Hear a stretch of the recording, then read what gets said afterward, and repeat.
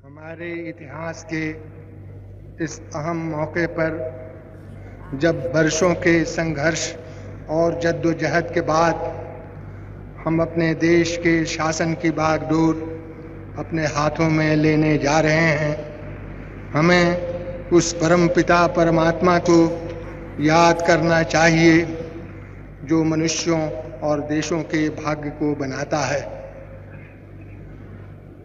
उन अनेकानेक ज्ञात और अज्ञात, जाने और अनजाने पुरुषों और स्त्रियों के प्रति हम श्रद्धांजलि अर्पित करें, जिन्होंने इस दिन की प्राप्ति के लिए अपने प्राण न्यौछावर कर दिए।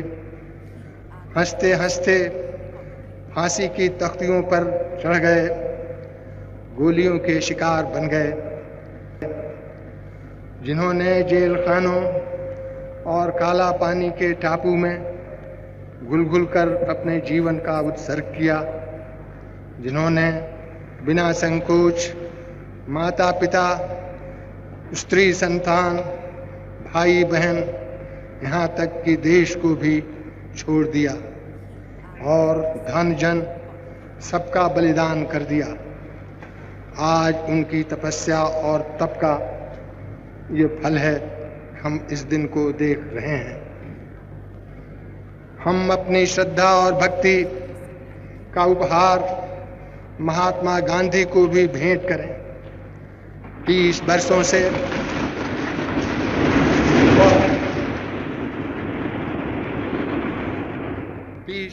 से वह हमारे पथ प्रदर्शक बने रहे हैं, एकमात्र आशा और उत्साह की ज्योति रहे हैं। हमारी संस्कृति और जीवन के उस मर्म का वो प्रतीक हैं जिसने हमको इतिहास के आफतों और मुसीबतों के बीच भी जिंदा रखा है। निराशा और मुसीबत के अंधेरे कुएं से हमको उन्होंने खींच निकाला और हमारे दिलों में ऐसी जिंदगी फूंकी कि हम में अपने जन्मसिद्ध अधिकार स्वराज्य के लिए दावा पेश करने की हिम्मत और ताकत आई।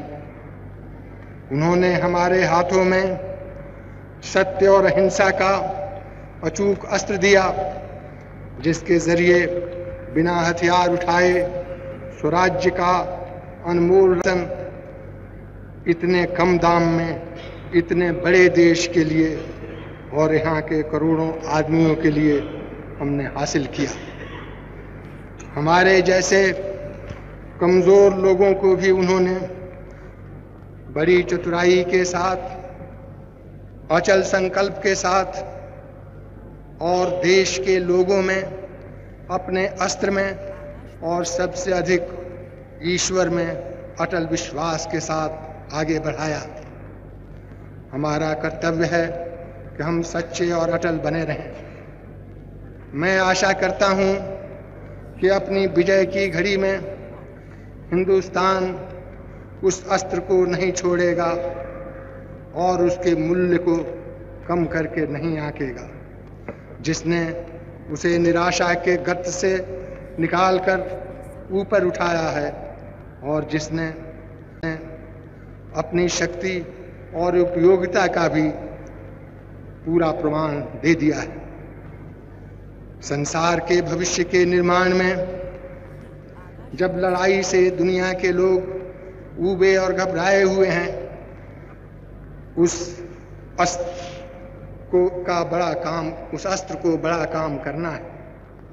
लेकिन यह बड़ा काम हिंदुस्तान दूर से दूसरों की नकल करके नहीं पूरा कर सकता और न हथियारों को जमा करके और ऐसे अस्त्रों के बनाने में जो ज़्यादा से ज़्यादा बर्बादी कम से कम समय में कर सकते हैं, दूसरों से मुकाबला करके वो पूरा कर सकता है।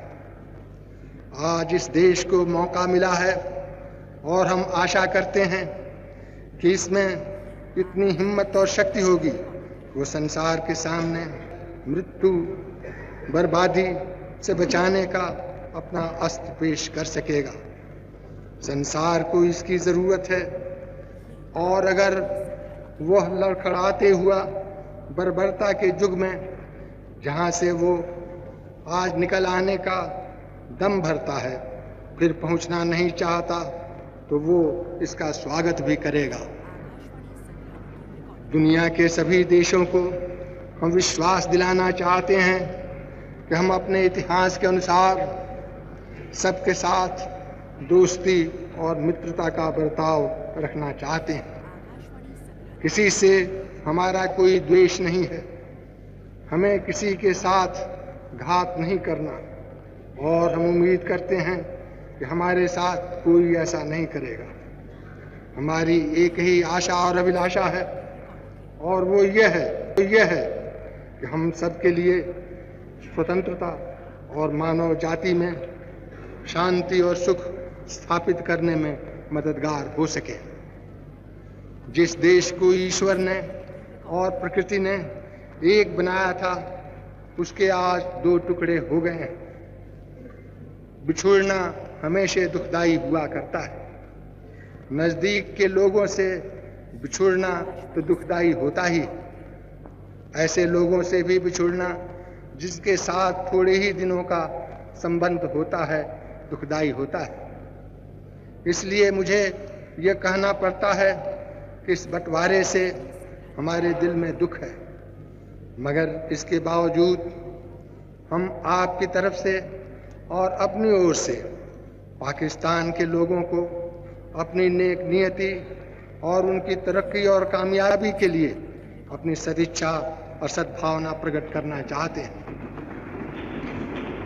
ऐसे लोगों को जो बंटवारे से दुखी हैं और पाकिस्तान में रह गए हैं, हम अपनी शुभकामना भेजते हैं। उनको घबराना नहीं चाहिए, अपने घर बार, धर्म और संस्कृति को बचाए रखना चाहिए, और हिम्मत और सहिष्णुता, रवादारी से काम लेना चाहिए।